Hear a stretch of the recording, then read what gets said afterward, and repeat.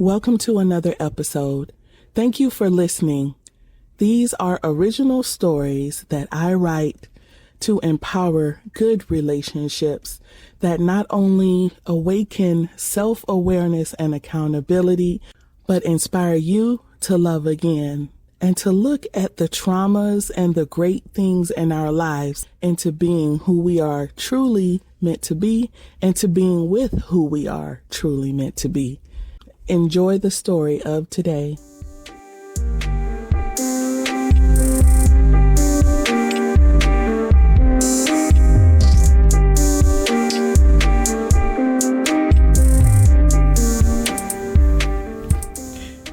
Chapter 2, Between Friendship and More. The soft glow of early morning filtered through the curtains, casting streaks of gold across Keller's room. I stirred awake before my eyes even opened, acutely aware of the warmth of the man lying beside me. His steady breath fanned lightly across my shoulder, his arms draped over my waist in sleep. For a moment, I didn't move. I just lay there, staring at the ceiling, my heart beating too fast for someone who had just woken up. Last night had changed everything. I carefully lifted Keller's arm and slipped out of bed, pausing as he stirred but didn't wake. He must be exhausted from the game, loss, media, and sore muscles. Standing beside the bed, I looked down at him, his features relaxed, unguarded in sleep.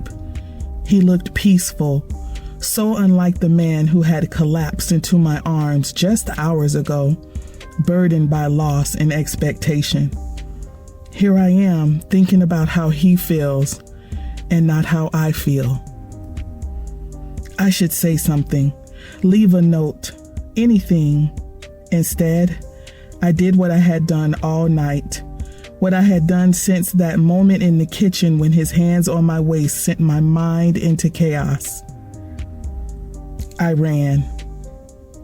Grabbing my keys from the foyer table, I slipped out the front door, closing it gently behind me. The cold morning air hit me like a slap, but I welcomed it. Maybe it could clear my head. Sliding into my car, I rested my hands on the steering wheel and took a deep breath. The silence felt too loud. I turned the ignition. As the engine hummed to life, my mind betrayed me, pulling me into a whirlwind of memories I wasn't ready to relive. Flashback, 6 years ago, college. I hate this. I looked over at Keller, who was stretched out on my dorm room bed, tossing a football in the air. His hair was longer back then, messier, curlier at the ends. Hey, what? I asked, flipping through my notes from my next exam. He let out a loud, exaggerated sigh. Not seeing you every day. I smirked, shaking my head. We see each other all the time. It's not the same, he muttered. I miss living across the street. I miss you barging into my house and stealing food. I miss coming home and knowing you're right there. I paused, my pen hovering over my notebook. His words felt heavy, like they carried something more than he was saying. But before I could dwell on it, Keller sat up suddenly with his usual grin. You coming to the game this weekend? I rolled my eyes. Of course I'm coming. He chuckled, tossing the football at me. I caught it just before it smacked me in the chest. Jerk. Keller just smirked. You love me. Present day. I gripped the steering wheel tighter, my fingers aching. Why was I remembering that now? The past and present blurred together, making my thoughts a tangled mess. Had the feelings been there all along? Had we just been too comfortable, too scared to acknowledge them? I did love Keller. I always have. I just didn't know in what way I loved him. He was like a brother, the kind you always wanted to be near, the kind you never got tired of. I was never jealous of the girls who chased him, the ones who asked me for his number. And he never said anything about the guys I dated, the few that there were, except Brenton. Keller always told me I was too good for him, that he was an opportunist. Maybe Keller was right. Maybe Brenton was an opportunist. Maybe Brenton is an opportunist. But it felt good to have the attention of a good guy. We made a good couple. It wasn't often you see two successful brown people in a relationship where I worked. That's what I wanted, a successful relationship. It didn't matter now. What mattered was that later in the week, I would have to see Keller again.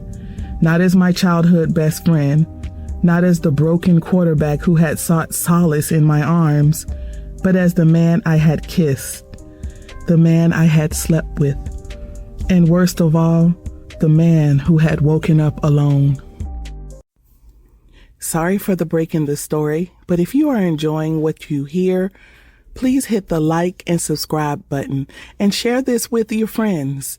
These are inspiring, original stories about relationships that are good and wholesome for the heart. Now back to the story. Chapter 3, The Space Between Us.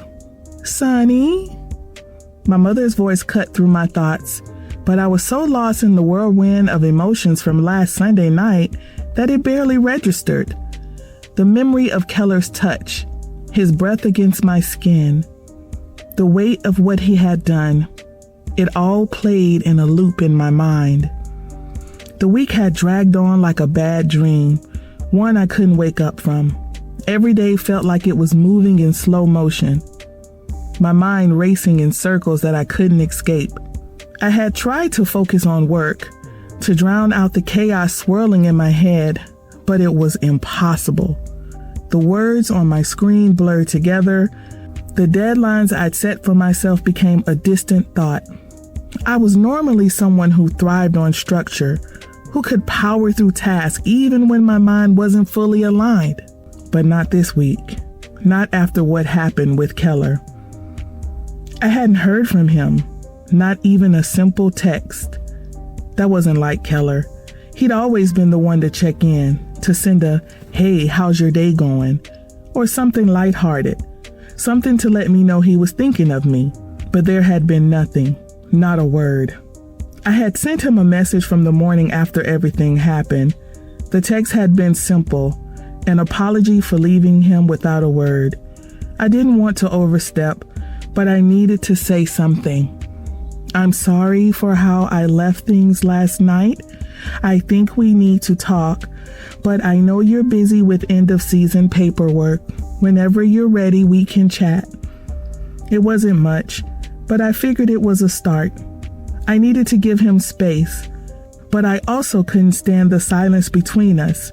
He'd always been my closest friend, and I hated the thought of something this big ruining that. I also didn't want to push him, so I left the ball in his court, hoping he'd reach out when he was ready. I stared at my phone more than once, willing it to light up, hoping to see his name flash across the screen. The silence was deafening.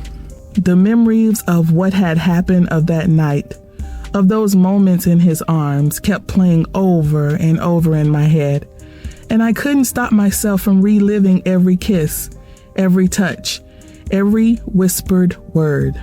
I had tried to tell myself it didn't mean anything, that it was just a moment of weakness, but deep down I knew it was more than that. What Keller and I shared wasn't something that could be easily erased. But he hadn't reached out, and that stung more than I cared to admit. So I did what I do best when things feel out of control.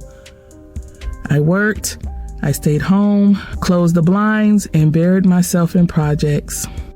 Every few minutes, my eyes would drift to my phone only to find nothing. It felt like the silence was suffocating me, and I wasn't sure how much longer I could endure it. Was he avoiding me? What am I saying? He was avoiding me. The thought crept into my mind, but I quickly pushed it away. Keller wasn't the type to run from things, not from me, not from anyone. But the fact that he hadn't reached out was unsettling. We'd always been able to talk, always been able to make sense of things. We found a way to sort through it together. Why was this time different? Every time I thought about calling him, texting him, I stopped myself. I didn't want to appear desperate, didn't want to seem like I was clinging to something that was already slipping away. But it was hard. The uncertainty was eating away at me, and I hated feeling like I was in limbo. But now I was left wondering what had changed. Why was he suddenly so distant?